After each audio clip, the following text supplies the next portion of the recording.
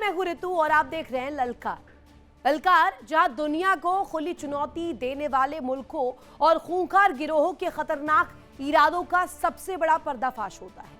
यहां सिर्फ खबर नहीं होती, ललकार में हुंकार भी होती है, वार भी होता है और करारा पलटवार भी होता है। जंग के मैदान में मचती तबाही से लेकर तबाही मचाने वाले सबसे घातक हथियारों की सनसनीखेज नुमाइश तक हर खूनी साजिश का हिसाब होगा, क्योंकि ये सिर्फ एक शो नहीं, दुश्मनों के होश उड़ाने वाली यलगार की पहली सीढ़ी है। आज ललकार के निशाने पर है वो खूंखार संगठन जिसने दुनिया की सबसे बड़ी महाशक्ति के पसीने छुड़ा दिए। नाम है हूती। यमन के बीहड़ पहाड़ों और अंधेरी गुफाओं में कैसे हुई इस संगठन की पैदाइश और कैसे फटे जूते पहनने वाले इन लड़ाकों के हाथों में आ गई है अरबों डॉलर की घातक मिसाइलें। गुफाओं में जन्म से लेकर लाल सागर में महाविनाश मचाने तक हूती के इस खूनी चक्रव्यूह की पूरी इनसाइड स्टोरी देखिए आज ललकार में।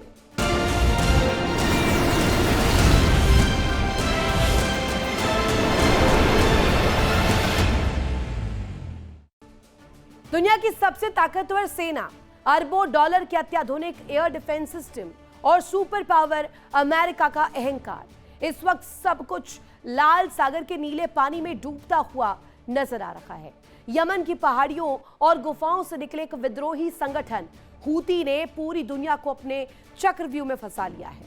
सऊदी अरब की अरामको रिफाइनरियों पर मिसाइल दागने से लेकर अमेरिकी युद्धपोतों पर सुसाइड ड्रोन से हमला करने तक हूतियों ने यह साबित कर दिया है कि आधुनिक जंग सिर्फ महंगे हथियारों से नहीं बल्कि खतरनाक रणनीतियों से जीती जाती है। आखिर कैसे एक विद्रोही गुट ने दुनिया के सबसे बड़े ट्रेड रूट को पंगु बना दिया है और क्यों अमेरिका जैसी महाशक्ति भी इनके सामने पसीने बहा रही है, दिखाते हैं।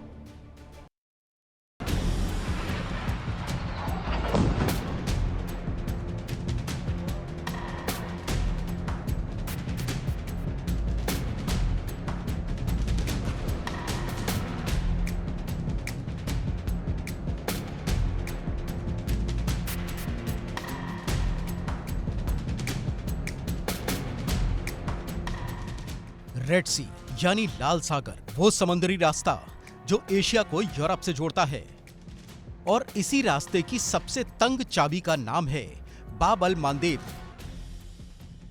साल 2014 में जब यमन की राजधानी सना पर हूतियों का कब्जा हुआ, तब किसी ने सोचा भी नहीं था कि यमन की गृहयुद्ध की आग पूरी दुनिया के समुद्री व्यापार को जलाकर राख कर देगी।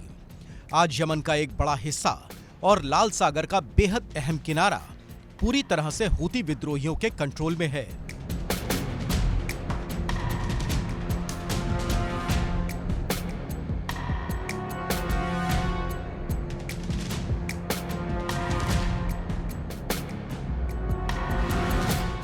हूती विद्रोहियों ने लाल सागर को अपनी शिकारगाह बना लिया है।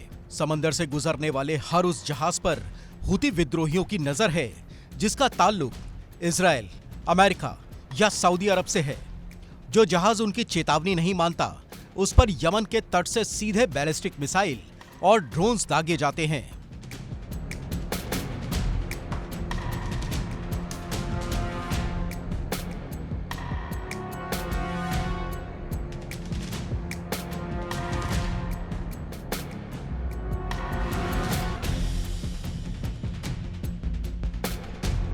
नतीजा यह है कि दुनिया की सबसे बड़ी शिपिंग कंपनियों ने इस रास्ते से अपने जहाज निकालने बंद कर दिए। सवाल यह है कि चप्पल और पारंपरिक लिहाज पहनने वाले इन यमनी लड़ाकों के पास अरबों डॉलर की एंटी शिप बैलिस्टिक मिसाइलें और हाइपरसोनिक टेक्नोलॉजी आई कहां से?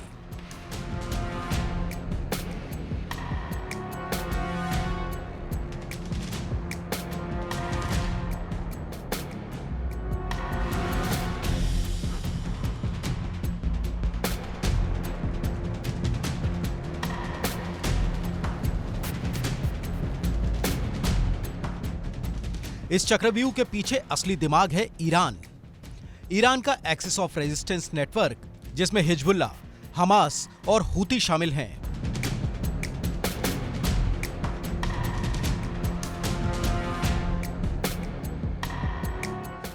ईरान ने हूती विद्रोहियों को सिर्फ विचारधारा ही नहीं दी, बल्कि उन्हें मिसाइल और ड्रोन बनाने की तकनीक भी सप्लाई की। यमन की गुफाएं अब कोई साधारण ठिकाने नहीं, बल्कि आधुनिक हथियार असेंबली लाइन बन चुकी है।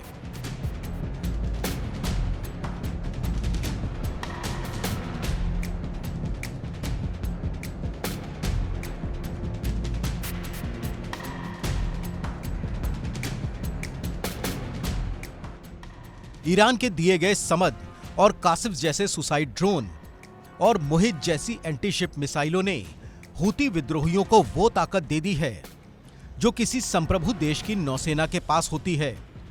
ईरान पर्दे के पीछे बैठकर हूती विद्रोहियों के जरिए अमेरिका और सऊदी अरब को बिना सीधे युद्ध में उतरे घुटनों पर ला रहा है।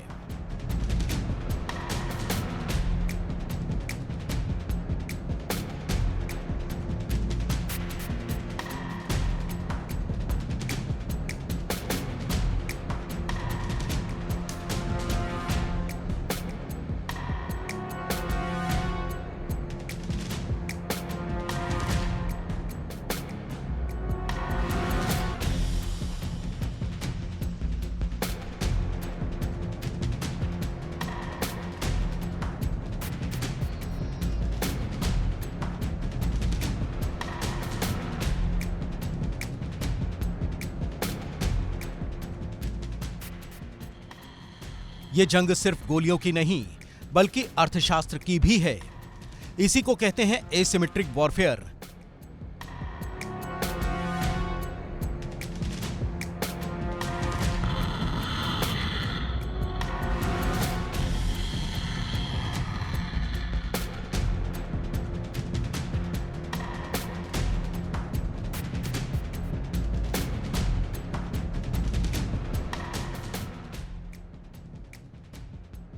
जरा गणित समझिए।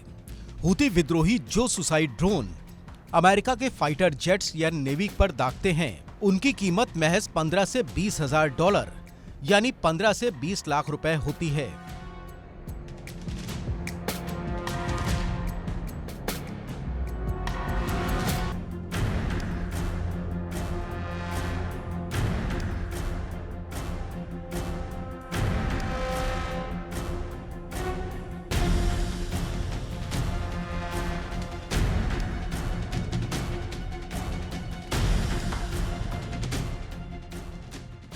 और इस 20,000 डॉलर के ड्रोन को हवा में नष्ट करने के लिए अमेरिका को अपने पैट्रियट या इंटरसेप्टर को दागना होता है, जिसकी एक मिसाइल की कीमत 20 से 40 लाख डॉलर यानी 15 से 30 करोड़ रुपए होती है। यानी एक सस्ता सा ड्रोन गिराने के लिए अमेरिका करोड़ों रुपए का नुकसान उठा रहा है। यही वजह है कि अमेरिका का मिसाइल इंटरसेप्टर स्टॉक तेजी से खाली हो रहा है।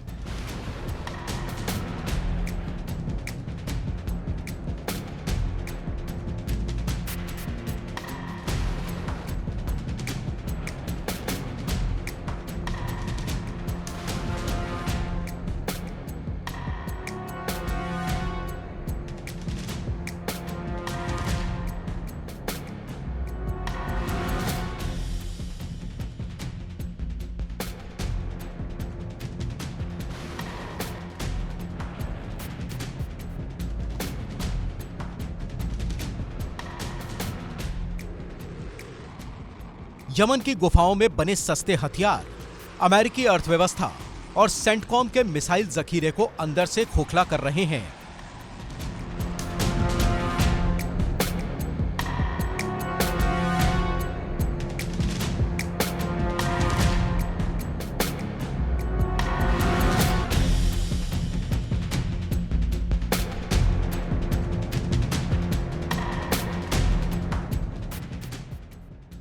सऊदी अरब सालों तक यमन पर बमबारी करके थक चुका है और अब अमेरिका भी समझ चुका है कि हूती विद्रोहियों को हवाई हमले से खत्म नहीं किया जा सकता। हूती विद्रोहियों ने लाल सागर में वो चक्रव्यूह रचा है जिसमें सुपर पावर अमेरिका और उसके सहयोगी बुरी तरह उलझ चुके हैं। अगर युद्ध ऐसे ही लंबा खिंचता रहा तो अमेरिका के पास मिसाइलें खत्म हो जाएंगी और अगर अमेरिका पीछे हटता है तो उसकी वैश्विक साख हमेशा के लिए खत्म हो जाएगी। हूती विद्रोहियों ने साबित कर दिया है कि 21वीं सदी की जंग में जीत बड़े बजट से नहीं बल्कि जिद्दी रणनीतियों से हासिल होती है।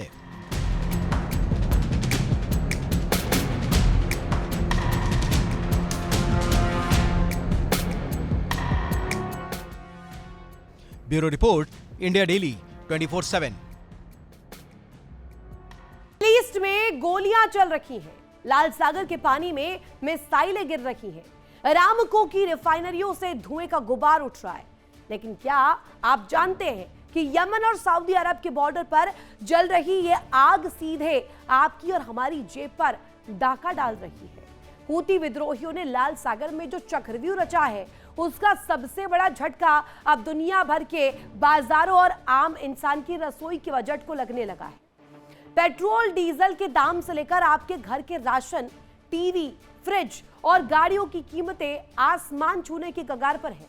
कैसे लाल सागर की जंग सीधे आपकी जेब पर हमला कर रही है, दिखाते आपको खास रिपोर्ट के जरिए।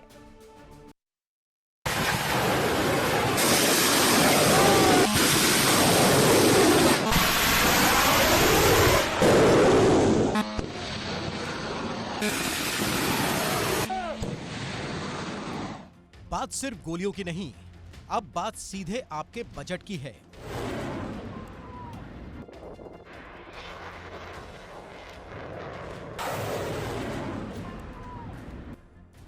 लाल सागर वो समुद्री रास्ता है जहां से पूरी दुनिया का 12% व्यापार गुजरता है। एशिया से यूरोप जाने वाले तमाम मालवाहक जहाज इसी रास्ते से सुएज नहर होते हुए निकलते हैं।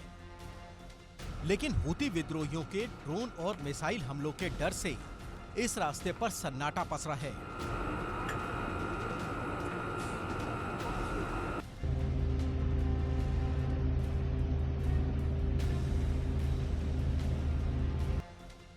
हूती विद्रोहियों के डर से दुनिया की बड़ी बड़ी शिपिंग कंपनियों ने लाल सागर से अपने जहाज निकालने बंद कर दिए।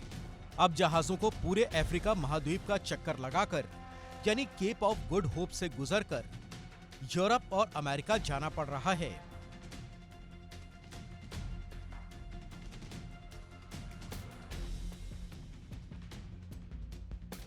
जिसका नतीजा है जो सफर पहले 10 से 12 दिन में पूरा होता था, उसमें अब 14 से 20 दिन ज्यादा लग रहे हैं। जहाजों का ईंधन 2 गुना खर्च हो रहा है और समुद्री रास्ते का फ्रेट चार्ज यानी जहाज का किराया 300 से 400% तक बढ़ चुका है। लेकिन सबसे बड़ा खतरा मंडरा रहा है दुनिया के काले सोने यानी क्रूड ऑयल पर। हूती विद्रोहियों ने सऊदी अरब की दिग्गज तेल कंपनी अरामको की जिजान और यानबू रिफाइनरियों को निशाना बनाया।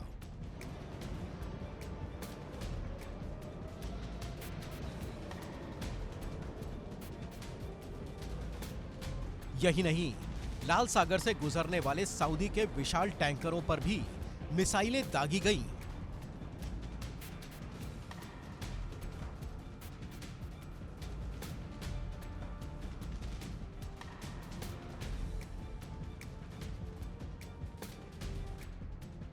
जिजान रिफाइनरी अकेले हर दिन 4 लाख बैरल कच्चे तेल का शोधन करती है।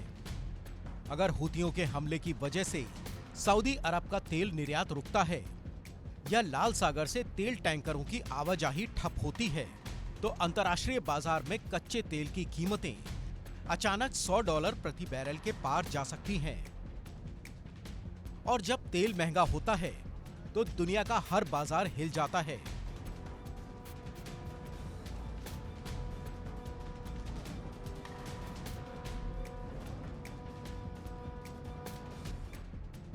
अब समझिए कि इस दूर देश की जंग का भारत पर क्या असर पड़ने वाला है। भारत अपनी जरूरत का 80% से ज्यादा कच्चा तेल आयात करता है।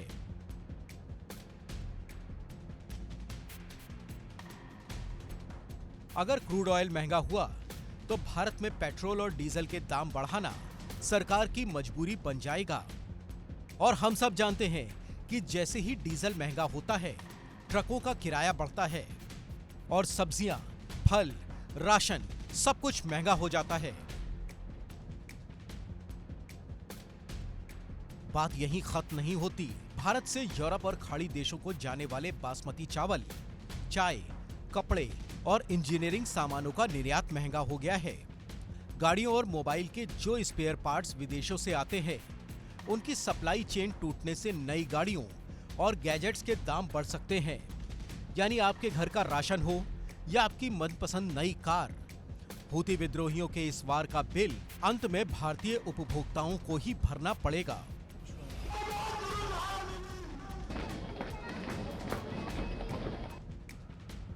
दुनिया अभी कोरोना और रूस यूक्रेन युद्ध के आर्थिक झटकों से पूरी तरह उबर भी नहीं पाई थी कि लाल सागर में हूती विद्रोहियों ने एक नया महासंकट खड़ा कर दिया है।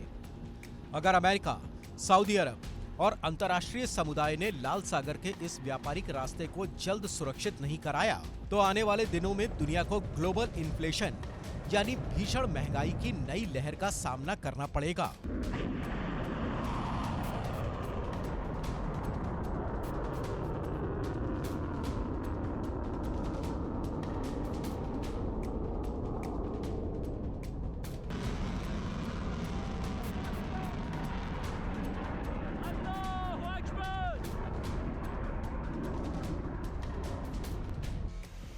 ये जंग सिर्फ बारूद की नहीं, बल्कि ये जंग अब दुनिया के हर आम इंसान के चूल्हे और बजट की बन चुकी है।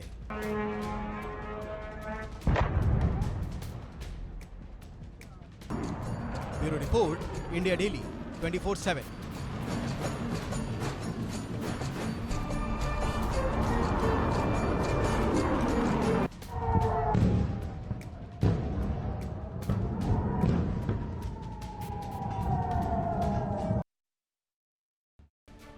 पैरों में चप्पल, हाथों में पुरानी AK-47 और पैरों में फटे हुए जूते। पहली नजर में इन्हें देखकर कोई भी धोखा खा सकता है, लेकिन आज इसी संगठन ने अमेरिका, ब्रिटेन और सऊदी अरब जैसी महाशक्तियों की रातों की नींद हराम कर दी है। यमन की पथरीली गुफाओं से निकलकर दुनिया के सबसे बड़े तेल साम्राज्य अरामको पर बैलिस्टिक मिसाइलों से हमला करने वाले ये लड़ाके आखिर है कौन? एक तरफ यमन के लाखों मासूम बच्चे दाने दाने को तरस रहे हैं, भूखमरी से तड़प रहे हैं, तो दूसरी तरफ इन्हीं लड़ाकों के पास अरबों डॉलर की हाइपरसोनिक मिसाइलें और घातक ड्रोन्स कहां से आ रहे हैं? यमन के उस काले सच से पर्दा उठाती हमारी एक खास रिपोर्ट देखिए।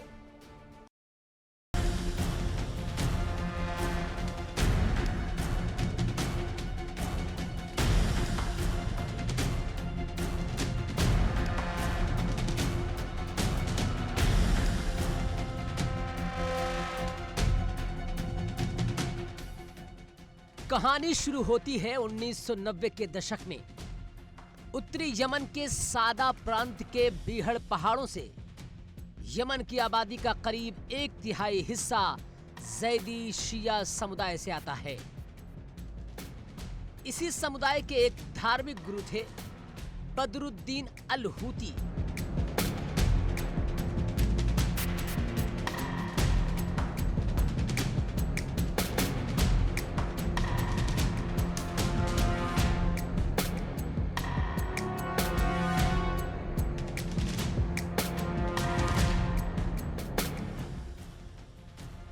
उन्होंने देखा कि यमन की सरकार उनके समुदाय को नजरअंदाज कर रही है और सऊदी अरब का वहाबी प्रभाव यमन में तेजी से बढ़ रहा है।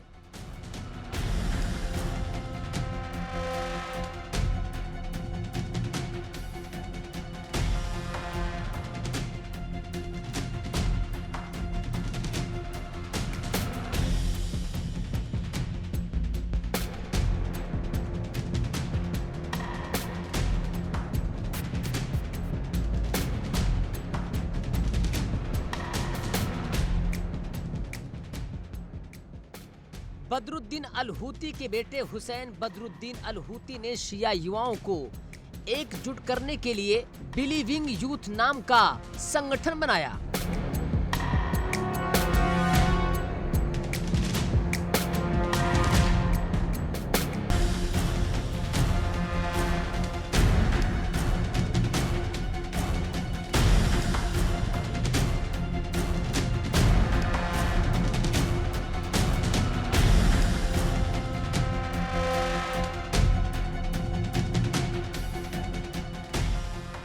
बाद में यही संगठन बना अंसारुल्लाह, जिसे दुनिया आज हूती के नाम से जानती है। –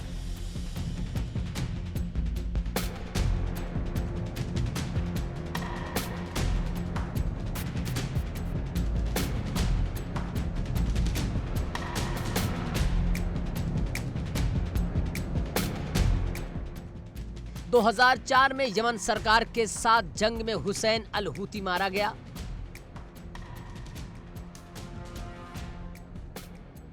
लेकिन ये आंदोलन खत्म नहीं हुआ। कमान संभाली उसके छोटे भाई अब्दुल मलिक अल हूती ने। अब्दुल मलिक ने यमन की गुफाओं में बैठकर ऐसा ताना बाना बुना जिसने 2014 में यमन की राजधानी सना पर तख्ता पढ़कर अपना कब्जा जमा लिया।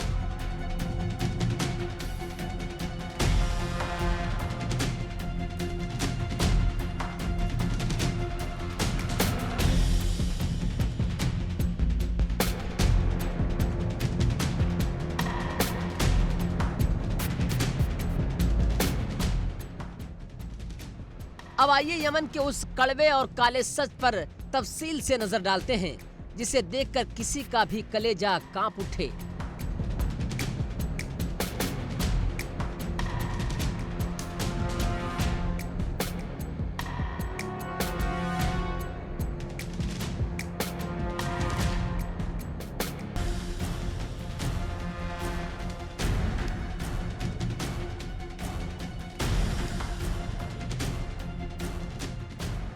पिछले एक दशक से यमन दुनिया के सबसे बड़े मानवीय संकट को झेल रहा है। संयुक्त राष्ट्र के मुताबिक यमन की 80% से ज्यादा आबादी दाने दाने की मोहताज है। लाखों मासूम बच्चे भूखमरी और बीमारियों की वजह से दम तोड़ चुके हैं।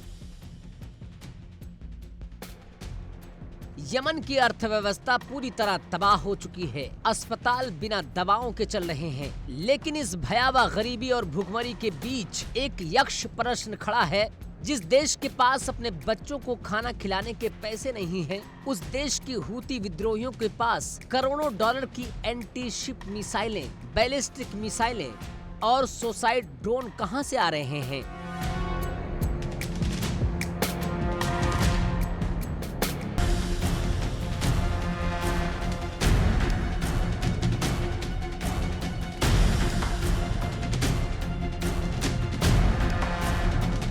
तो जवाब है ईरान की सरपरस्ती। ईरान ने यमन के इस मानवीय संकट को अपना हथियार बनाया। तेहरान ने हूतियों को न सिर्फ आर्थिक मदद दी बल्कि यमन के पहाड़ों के नीचे छिपे कारखानों में मिसाइल असेंबल करने की पूरी तकनीक और पार्ट्स स्मगल करके पहुंचा दिया।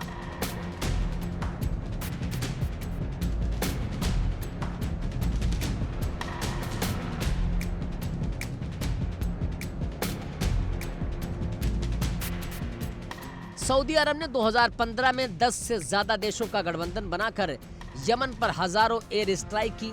अमेरिका और ब्रिटेन ने भी अपने सबसे आधुनिक स्टील्थ बॉम्बर्स से हूती ठिकानों को छलनी कर दिया। लेकिन हूती टस से मस नहीं हुए। आखिर क्यों? क्योंकि हूतियों की असली ताकत जमीन के ऊपर नहीं, जमीन के सैकड़ों फीट नीचे छिपी है।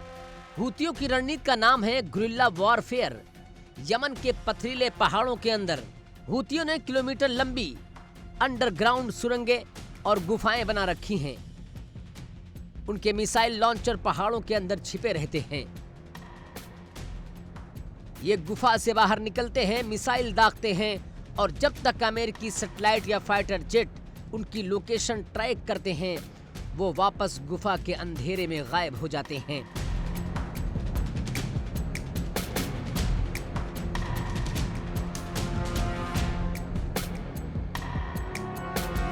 यही वजह है कि दुनिया के सबसे एडवांस एयर स्ट्राइक की भी हूतियों की मिसाइल जखीरों को खत्म करने में पूरी तरह नाकाम साबित हुई है।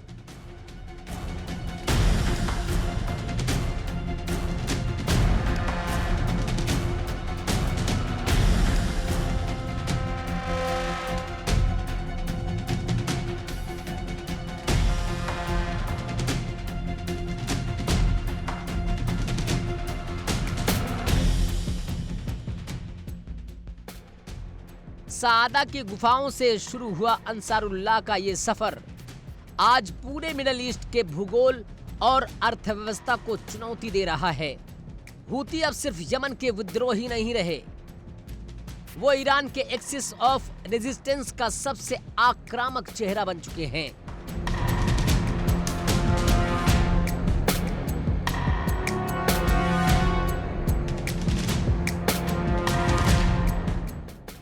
जब तक यमन की गुफाओं में ये बारूद जलता रहेगा तब तक न लाल सागर में शांति आ सकती है और न ही सऊदी अरब की तेल रिफाइनरियां सुरक्षित रह सकती हैं। यमन की वो खूनी दास्तान है जहां मासूमों की भुखमरी के साए में बारूद की नई नई इमारतें लिखी जा रही हैं। Bureau report, India daily 24x7। जंग का दायरा अब काबू से बाहर जा चुका है। तेहरान से निकली एक चिंगारी ने पूरे लाल सागर को बारूद का डिब्बा बना दिया है। ईरान की एक हुंकार और यमन के हूती विद्रोहियों ने यलगार बोल दिया है। तेहरान ने भेजा है अपना सबसे खतरनाक डेथ कार्गो, जमीन से लेकर समंदर तक।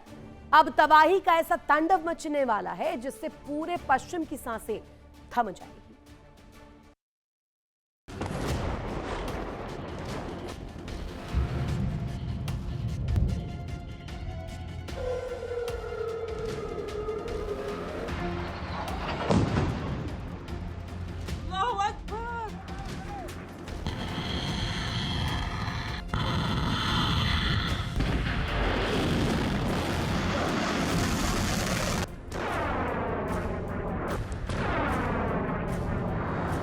तारीख 23 जुलाई, समय आधी रात। तेहरान के रनवे पर एक अनजान प्लेन आकर रुकता है। नाम है महान एयर।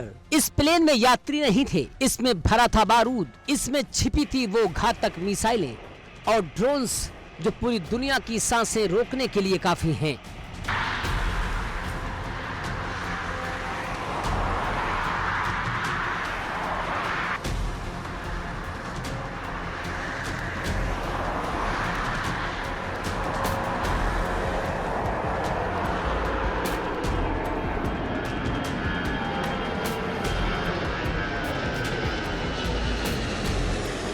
दावा है कि तेहरान से उड़े इस डेथ कार्गो में सिर्फ बारूद नहीं था, इसमें सवार थे IRGC के 10 से 21 टॉप मिलिट्री कमांडर। वो कमांडर जो यमन की जमीन पर कदम रखते ही हूतियों को ट्रेनिंग देने वाले हैं, उन्हें सिखाने वाले हैं कि कैसे लाल सागर में तबाही मचाई जाती है।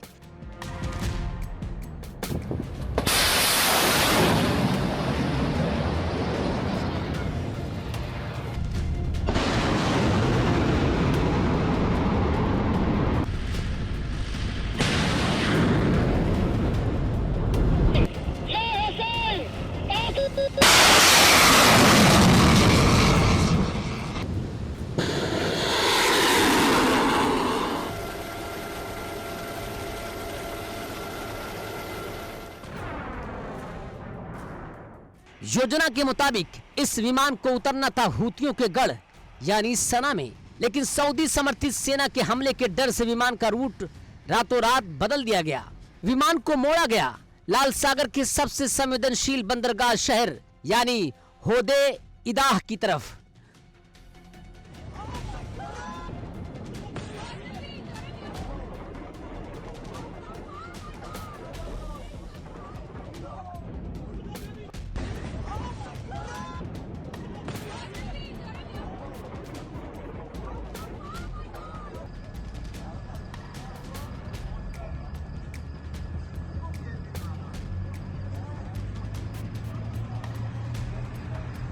सोचिए ईरान किस कदर बौखलाया हुआ है कि वो सीधे सीधे यमन में अपने टॉप जनरलों को उतार रहा है। जानकारों का दावा है कि इस कार्गो में शॉर्ट और मीडियम रेंज की मिसाइलों के घातक पार्ट्स भेजे गए हैं, यानी वही मिसाइलें जिन्होंने कभी सऊदी अरब और UAE की धड़कनें रोक दी थीं। लेकिन ठहरो, ईरान का ये चक्रव्यूह सिर्फ मिसाइल और ड्रोन तक सीमित नहीं है।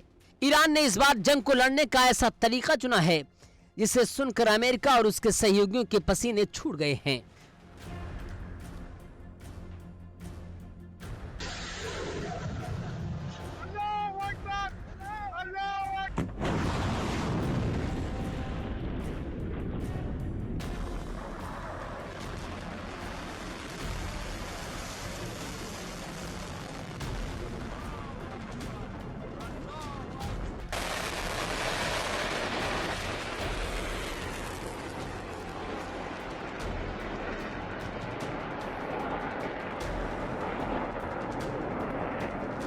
दावा है कि तेहरान से जो स्पेशल फ्लाइट उड़ी थी उसमें मिसाइलों और बारूद के साथ साथ खालिस सोना भी भेजा गया है।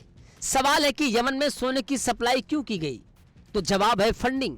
हूती विद्रोहियों के पास पैसों की कमी ना हो, उनके हथियारों का जखीरा खाली ना पड़े और वो बिना रुके हफ्तों तक लाल सागर में तबाही मचा सके। इसीलिए ईरान ने सोने के जरिए हूतियों को फाइनेंस किया है।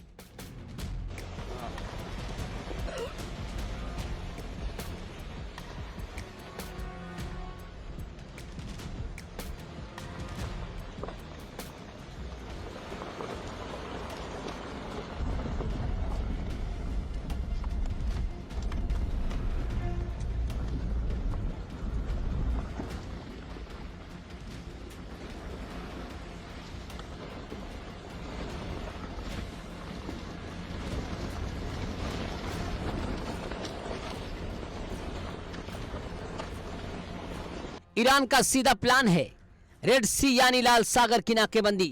दुनिया के कुल समुद्री व्यापार का 12% हिस्सा इसी रास्ते से गुजरता है। अगर हूती विद्रोहियों ने IRGC की मदद से इस रास्ते पर पूरी तरह कब्जा जमा लिया तो अमेरिका समेत यूरोप के तमाम देशों में हाहाकार मच जाएगा। तेल की किल्लत होगी, महंगाई का ऐसा भूचाल आएगा जिसकी कल्पना भी नहीं की जा सकती।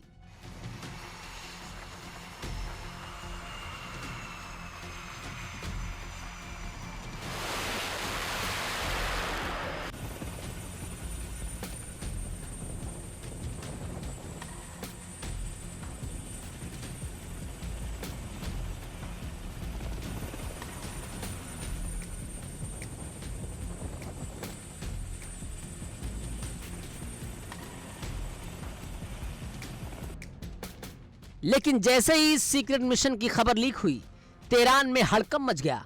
हमेशा की तरह ईरान के विदेश मंत्रालय ने पल्ला झाड़ लिया। ईरान का कहना है कि उसने यमन में कोई मिसाइल या सैनिक नहीं भेजे।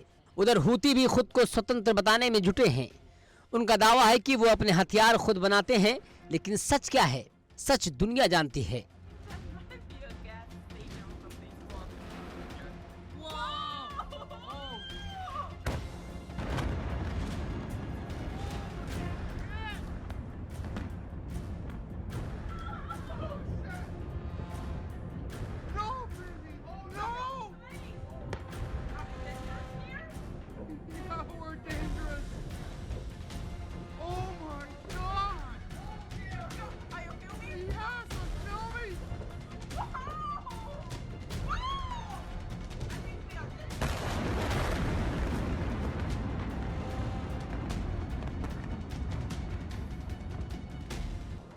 सुरक्षा मामलों के एक्सपर्ट की माने तो ईरान का दांव नया नहीं है। पिछले साल इजराइल के साथ जंग के वक्त भी तेहरान ने सोमालिया के रास्ते यमन में अपने सैन्य सलाहकार भेजे थे और अब सना और तेहरान के बीच सीधी फ्लाइट शुरू हो चुकी है। ईरान ने सऊदी अरब की नाकेबंदी को खुली चुनौती दे दी है। अब ईरान के IRGC कमांडर सीधे यमन की जमीन पर बैठकर अमेरिका और इजराइल के जहाजों की लोकेशन ट्रेस कर रहे हैं। और इसी के साथ फिलहाल ललकार में आज के लिए बस इतना ही। रुकेंगे बहुत छोटे से ब्रेक के लिए। आप बने रहिए इंडिया डेली के साथ। देखिए इंडिया डेली 24/7 अब आपकी स्मार्ट टीवी पर। इंडिया डेली मौजूद है सभी डिजिटल प्लेटफॉर्म पर लाइव और लगातार। इंडिया डेली 24/7 हर दिन राष्ट्र को समर्पित।